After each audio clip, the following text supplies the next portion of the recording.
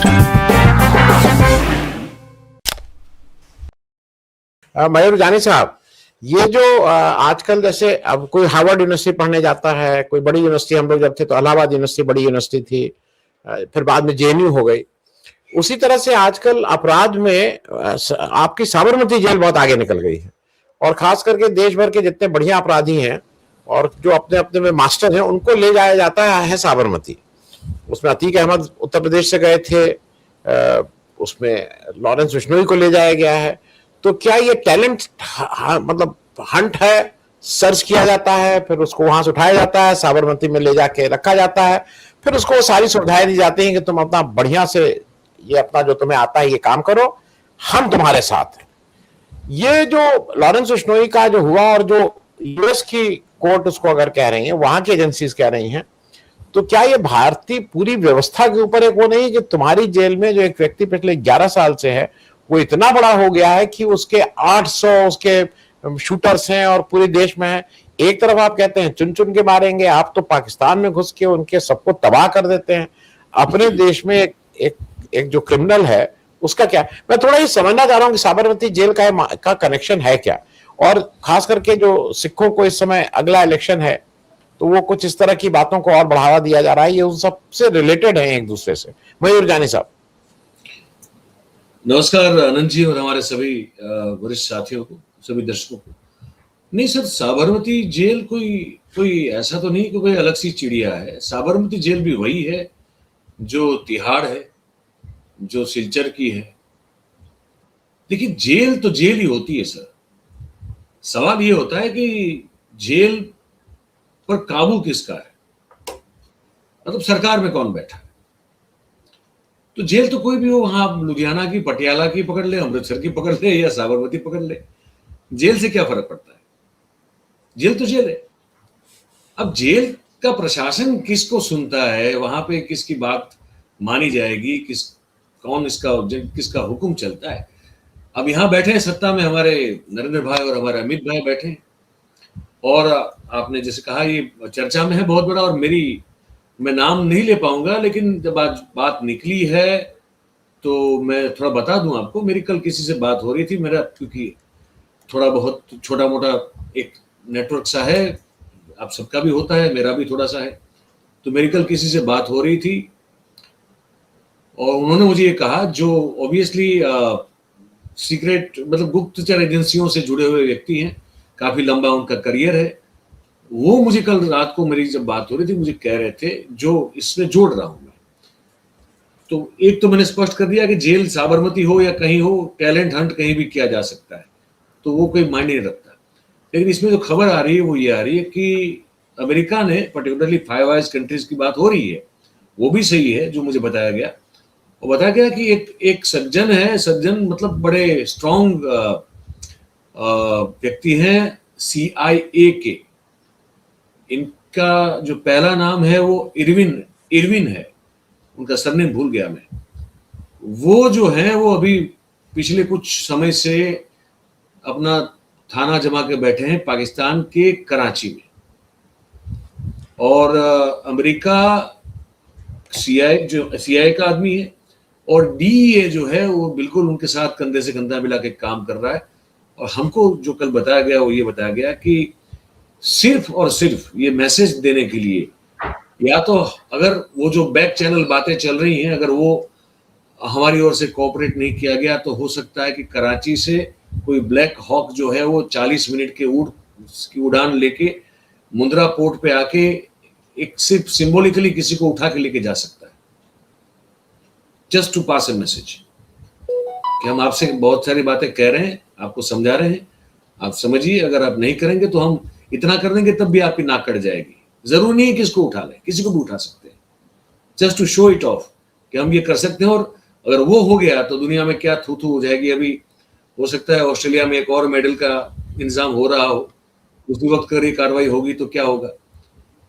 तो कहने का मतलब ये है कि जो लोग सत्ता में बैठे हैं वो सब ना सिर्फ जानते हैं, ना मतलब एक हम लोग लॉजिकली बात कर रहे हैं कि वो सिर्फ जानकारी रखते हो, ये तो पॉसिबल ही नहीं है। उनकी मर्जी से ही तो चीजें हो रही होगी ना, वरना कैसे होती है। यहाँ तो चिड़िया भी जो है वो अपना पर नहीं फड़फड़ा सकती। तो ये लगातार दावा करते हैं। तो साबरमती में लॉरेंस बिश्नोई को रखने के बाद इतना हंगामा उसके नाम का, सैक्रामेंटो में मेरे ख्याल से जो बात हो रही थी वहां पकड़ा गया पूरा मामला, है ना, तो उस पर भी कल हमारी बात हो रही थी। तो उन्होंने कहा उसके पीछे का भी पूरा, वो तो मैं नहीं बताऊंगा क्योंकि फिर वो लोग शायद ये भी कहेंगे कि यार ये एक मोदी जी कम थे कि एक मयूर जानी भी आ गया, बड़ी बड़ी डेकनिंग कर रहे, तो वो सब नहीं बताऊंगा मैं। लेकिन इतना कह रहा हूँ कि कुल बहुत कुछ बातें हुई, उसमें बहुत सारी जानकारी मुझसे मतलब मैं ले पाया। तो ये पूरा बहुत ही एक गहरा हो चुका, उनकी ओर से एक दृढ़ हो चुका एक निर्णय बताया जा रहा है कि ये लोग कैसे भी करके इस बिश्नोई वाले मामले को खत्म करना चाहते हैं। और वो जो दूसरा आपने बताया, वो जो सिलचर में, उसका नाम मुझे बार बार भूल रहा हूं मैं, जग्गू भगवानपुरिया। हाँ, जग्गू भगवानपुरिया जी, जी। तो ये एक इनको बताया जा रहा है कि they are working just as a tool to the higher authority. ये टूल है, इनका इस्तेमाल किया जा रहा है और उससे ड्रग का बहुत बड़ा नेटवर्क जो है दुनिया भर में चलाया जा रहा है। और अमेरिका इसको और टॉलरेट करने के मूड में नहीं है, ये जानकारी मिल रही है। तो अगर इनकी जो भी बातचीत हो रही है पर्दे के पीछे वाली, अगर इसमें यहाँ से अगर कोई बात नहीं मानी गई जो वो चाहते हैं, तो हमको ये बताया गया कि हो सकता है ऐसा कोई एक्शन भी देखने को मिले। ये जो था मैंने आपको बता दिया। जी जी जी। मयूर साहब, एक छोटी सी चीज इसलिए क्योंकि सारी चीजें रिलेटेड हैं, ये जितना है, और जैसा कहा कि ये जो ड्रग का धंधा है इस समय दुनिया में शायद ये आम से ज्यादा बड़ा धंधा हो गया है। और एक पिक्चर बनी थी उस पे, मतलब मेरी और दया सिंह जी की बहुत बात होती थी कि उड़ता पंजाब पिक्चर बनी, और पंजाब में जो जो मतलब सिख हैं जो पगड़ी बांधते हैं, वो मेरी जितनी समझ है 50% से कम है, लेकिन उसमें जितने कैरेक्टर दिखाए गए उस उड़ता पंजाब में जो ड्रग ले रहे थे वो केवल सिख दिखाए जा रहे थे। पंजाब में अगर आज जो ड्रग है वो कोई ये नहीं देखता कि आप पगड़ी बांधे या नहीं पगड़ी बांधे, वो तो सबके घर में घुस रहा है पंजाब में। वो ड्रग जो है वो गुजरात में घुस चुका है ठीक से, वो ड्रग हरियाणा में घुस चुका है। और मतलब मुझे भी ताज्जुब हुआ, मैं एक साल पहले एक कार्यक्रम कर रहा था बिहार का, अनुपम नाम है, हम आप सब जानते हैं उसको, हल्ला बोल के जो अध्यक्ष थे, उन्होंने कहा कि बिहार का कोई ऐसा स्कूल नहीं है, आप दूर दराज में चले जाइए, गांव में चले जाइए, जिसके पीछे बच्चे ड्रग के चक्कर में ना फंसे हो। चला ऐसा कोई स्कूल ही नहीं है। मैं इस बात पे इसलिए कह रहा हूं कि ये सारी चीजें एक दूसरे से रिलेटेड है। लॉरेंस बिश्नोई, ड्रग, मुद्रा पोर्ट, ये एक दूसरे से गुथे हुए सवाल है, और ये सवाल हमारे और आपके दराज में दस्तक दे रहे हैं। ये सोचना कि मेरा बेटा नहीं करेगा, मेरा भाई नहीं करेगा, वो नहीं।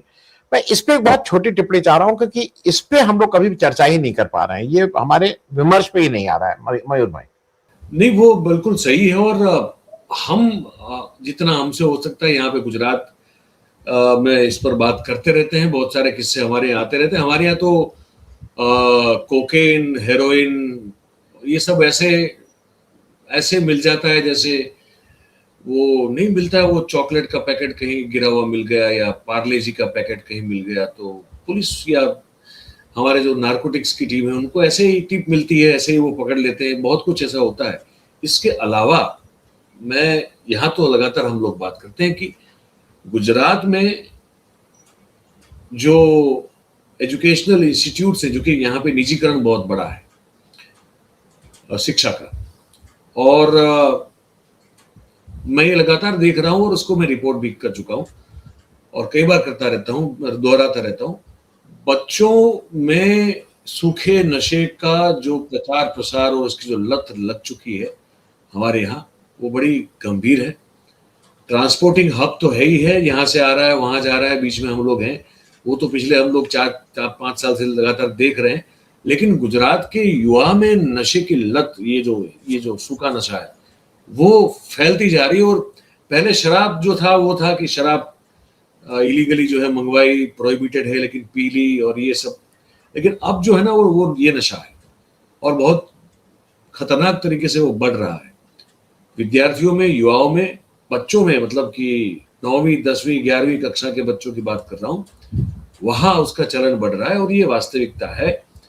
हमारे देखिए सरकार की मैं इसलिए बात नहीं करता क्योंकि इस सरकार के बारे में क्या बात करें, जितनी करे उतनी कम है। फिर आपको ये सोचना पड़ेगा कि 1 और 7 8 कैसे होता है, 2 और 6 8 कैसे होता है। ये वाला मामला है, इसमें तो अब कोई लॉजिक है नहीं। तो ये लोग जो है वो बिल्कुल कुछ अलग दुनिया में हमको लेके जाना चाहते हैं। वास्तविकता में गुजरात की ही मैं अगर बात करूं तो जो नशा है ड्रग्स का, वो एक एनाकोंडा की तरह जो है वो अभी जकड़ रहा है गुजरात को, गुजरात के युवा को, और ये वास्तविकता है। और सिर्फ युवा नहीं, मैं कहूंगा मेरे ध्यान में कुछ ऐसे किस्से भी आए हैं हमारे यहाँ। वैसे हर देहात गांव में ये होता है, आपके यहाँ भी होता ही होगा। पुराने जमाने में हमारे यहाँ भी अफीम अफीम जो है वो एक बड़ा, वो एक आम रहता था नशे का, मतलब अफीम का नहीं, दवा के रूप में नहीं, दवा के रूप में भी माना जाता था कहीं कहीं। हाँ, दवा तो वो थी, दवा इसलिए थी कि जब वो समय तलवारों तीरों खंजर से लड़ा जाता था तो अफीम का एक मॉर्फिन की तरह इस्तेमाल होता था। घाव लगे शरीर पे तो उसको आप, पर उसके साथ साथ एक आदत के तौर पे भी वो बन गया था। वो लोग गांव देहात में जिनको अफीम की थोड़ा बहुत लेने की आदत रही थी, वहां भी ये सूखा नशा जो है उसने अपनी जगह ले ली है। ये भी बहुत सारी जगह पे मुझे ये बातचीत करते करते और लोगों से बात करते हुए जानकारी को मेरे ध्यान पे आया, तो मैं आपको बता रहा हूँ। अब सवाल ये है कि जैसे आपने पूछा, मैं संक्षिप्त में रखूंगा इसको, कि क्या ये हमको आपको सबको दिख रहा है, फिल्म बनाने वाले को दिख रहा है, तो क्या सरकारों को नहीं दिख रहा है? क्या जो एजेंसीज हैं जो इनके लिए बनी है, इनको नहीं दिख रहा है? इनको भी दिख रहा है। अच्छा, सिर्फ दिख ही रहा है क्या? रोकने के कोई प्रयास कर रहे हैं क्या? नहीं। तो फिर मामला यहाँ पे आ जाता है कि वहां आईवॉश किया जाता है। वहां एक आईवॉशिंग है कि इतना पकड़ लिया, ये कर लिया, वो कर लिया। हमारे यहाँ गुजरात में तो बीच में कम से कम 6-7 फैक्ट्रीज पकड़ी गई जो कि जीआईडीसी में बनी थी। केमिकल का लाइसेंस था, केमिकल फैक्ट्री का, और वहां ड्रग्स बन रहा था। ये पिछले अभी 6-8 महीने 9 महीने पहले की बातें हैं। 3-4 तो अभी कुछ 9 महीने पहले पकड़ी गई। तो सब पता है, जो लोग ऊपर बैठे हैं अब उनको पता भी है, और ये सब चल भी रहा है। पकड़ा तब जाता है जब वो उनकी रिदम से कुछ अलग करते हैं, छूट जाते हैं। जब वो ताल और रिदम में नहीं रहते हैं उनके साथ, तब मामला पकड़ा जाता है। तो इसमें कोई आश्चर्य की बात नहीं है, कोई ना ताजुब मुझे होता है। और अब जो लोग बैठे हैं वो, उनके हाथ में सब कुछ है, जो चाहे वो कर सकते हैं। अभी ये कर रहे हैं।